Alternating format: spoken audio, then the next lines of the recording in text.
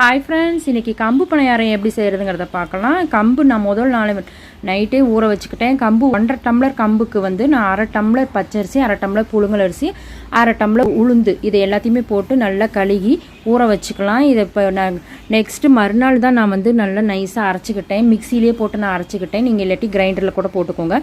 இந்த மாதிரி அரைச்சி இதை நான் புளிக்கலாம் வைக்கல, அப்படியே தான் நான் பணியாரம் ஊற்றிக்கிட்டேன். இப்போ இதை நல்லா உப்பு, கொஞ்சோண்டு சோடா உப்பு மட்டும் போட்டுக்கோங்க. நல்லா ஒரு 2 மணி நேரம் இருந்துச்சுனாலே போதும். நான் அரைச்சி 2 மணி நேரம் கழித்து இந்த மாதிரி நல்லா திக்கான மாவு பதத்தில் திக்காக இருக்கணும் கொஞ்சம் மாவு.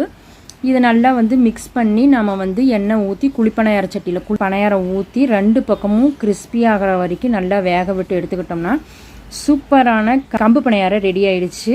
சிறுதானிய உணவுகள் வந்து வளர்கிற குழந்தைங்களுக்கு நம்ம அடிக்கடி சேர்த்திக்குவோம். இந்த மாதிரி நீங்கள் வெரைட்டியாக செஞ்சு கொடுங்க. இதுக்கு ரொம்ப சூப்பரான காம்பினேஷன் தேங்காய் சட்னி. தேங்க்யூ.